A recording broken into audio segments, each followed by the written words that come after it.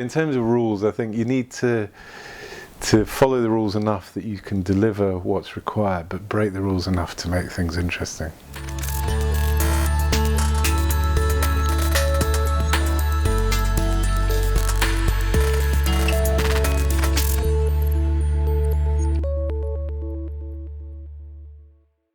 Hello, my name is Anne Miller. I'm the Creative Director at Accordion Music, and in the composer chair today I'll be chatting to Giles Lamb. Enjoy.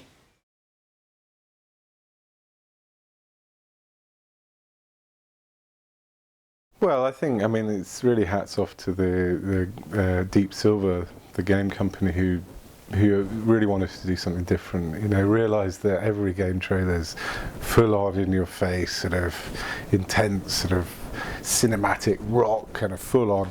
And I think they realised that let's just do something completely different. And by doing something completely different, you're going to actually grab people's attention. So in terms of what happened, we did this, and I kind of did the music, we mixed it, and we've done a few. It's a game trailer, it's not a big game. I mean, Dead Island was a very kind of middling kind of level. I don't think its ambitions were particularly to be a Halo or something like that.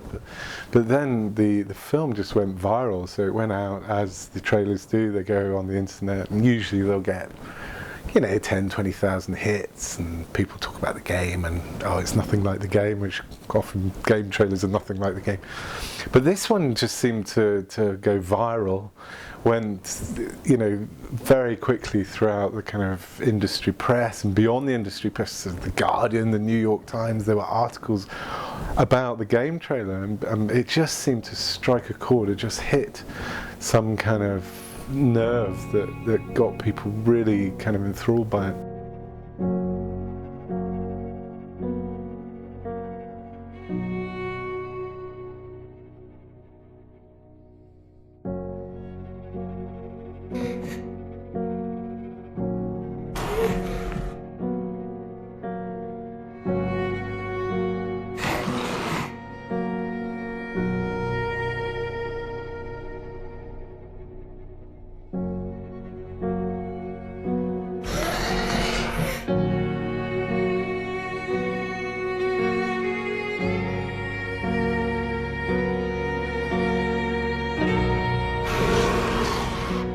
You know, recognising that there was a lot of interest, and the music was very much part of it, because all it was music and image. There was very little in the way of sound effects, and the music really drove it, so it was a very important part of it.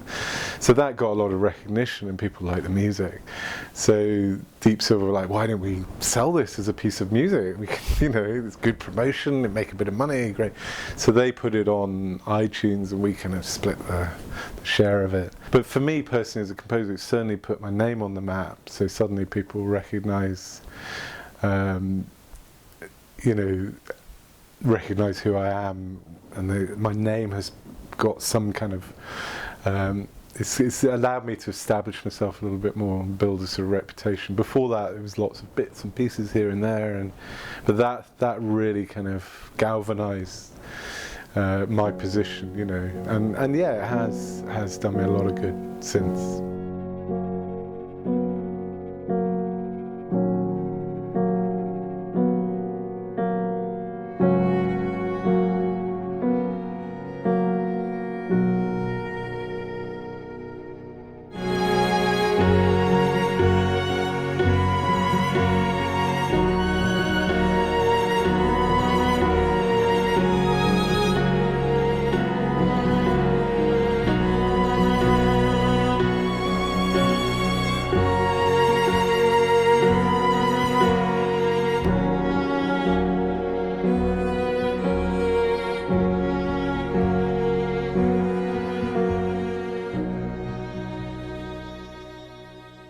So the idea of doing the slow music against the kind of extreme violence of the zombies eating humans, all in reverse, that kind of whole juxtaposition was there from the start, and is what they wanted to achieve, you know. And luckily we had a really good team of people. I mean, I'd worked with Axis, who produced the film, on a few things before. I mean, there was a sort of tentative, oh, I don't know whether, do you want to give it a go, you know, it's maybe, but in fact it suited me perfectly, because it's exactly, I'm a pianist and working on a sort of emotional, very kind of fragile, emotive kind of sound world was right up my street. So in fact, it was one of those sort of lucky moments where the brief exactly hit with where I was creatively and what I could do, and the whole kind of dynamic just worked, you know. So it was, I mean, one of the easiest jobs I've ever done, because I did a demo, they loved it. I changed it slightly, great. I mean, it was a few hours work, you know. Obviously then we spent a bit of time bringing in session musicians and creating the score, but it was an easy job, and in some ways that is sort of indicative of something like that. If it just works, it works, you know, and it's easy, and it's enjoyable, and it doesn't always work like that. Well, that's a big question, and usually the budget isn't there for big orchestral recordings, but I always try and use as many live musicians as possible. I feel that, you know, I think any composer would agree that having at least some live elements can really bring a piece to life.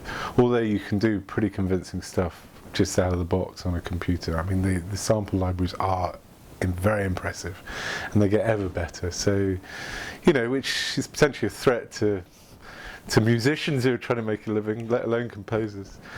I mean, I think, yeah, in some ways one of the problems is, I think directors know that you can do amazing things just out of a laptop, and arguably that they can get away with paying very little money and get something pretty amazing. So I mean, there's a sort of slight vicious circle with that. But yeah, I mean, and the other thing is that obviously when you are mocking demos and things, the expectation is that the music's of kind of polished, finished quality, and that's now expected from directors. Tig, one step at a time, like grandmother's footsteps.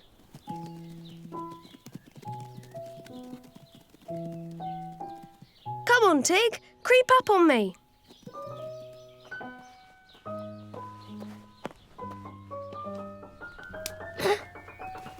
Saw you. Come on then. Home now, said Daddy. Yeah, come on then. I like cows. Come on, you slow coach. And I love Willie. Shall we skip? Woohoo! That was fun, wasn't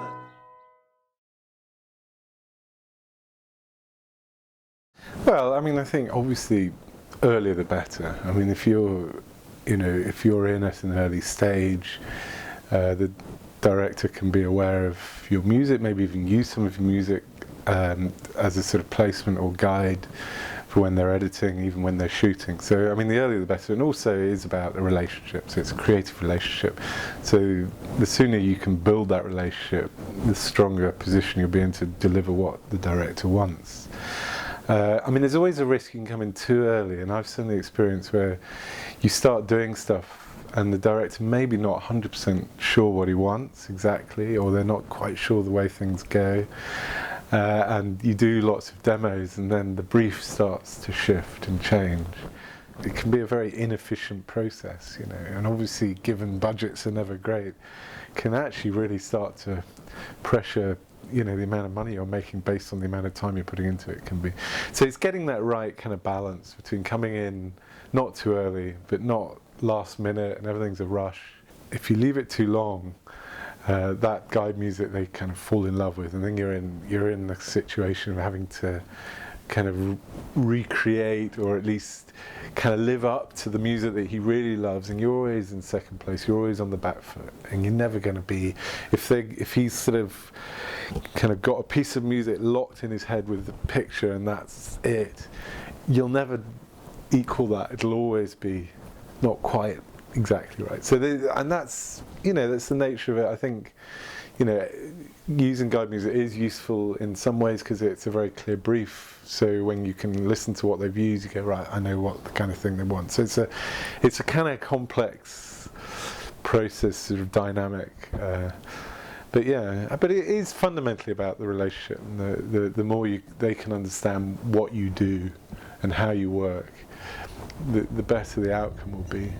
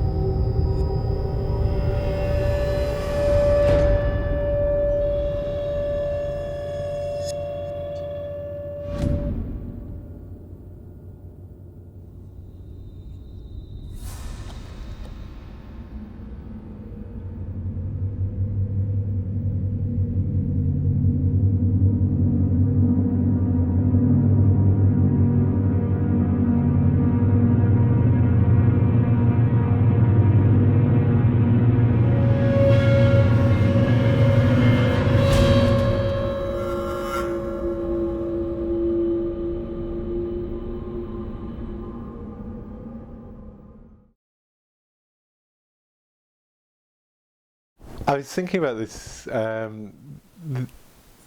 think you've never, if you get a good commission and you do some work, never assume that you've done it. You're in there. You have to constantly work at it.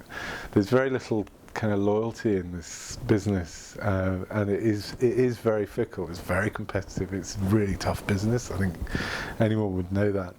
And I've in the past, I wrote music for Taggart, a whole load of Taggarts, and I think I was young and I thought, that's it, I've made it, I'm in there, and it didn't happen that way, and then suddenly there wasn't anything for quite a while, and you almost constantly have to sort of reinvent yourself, and you have to assume absolutely nothing, and even if you think you're there, you're kind of you think you've got a gig, you think that that's it, you're there.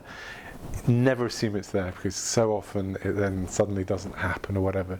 So you just have to accept that that's the way. It means you need a bit of a tough skin. You can't take things personally, but if you're aware of it, you just work through it, and you just need to keep chipping away. Well, I never did a course, so I think generally, and I've obviously come across a lot of people coming out of these courses. Some, have learned a lot from it, are engaged by it. It's given them kind of a focus, and they leave and they're out there and they're connecting away. A lot of people come out of the courses, and maybe it's the course's fault, maybe it's just the expectation or whatever, who then expect to get a job, and you're never going to get a job, and people don't care at all about qualifications in this business. It's meaningless. They want to see what you can do, what you've done. That's what they're interested in. So if you're going to do a course to get a bit of qualification because you think that might give you a better chance of getting a job, don't bother. If you're going to do the course because you feel you want to learn more, you want more connections, and it depends which course. Some courses do give connections, others don't really give that, but if you need more technical knowledge, creative development, great, do it, but never expect by doing the course that you'll get a job.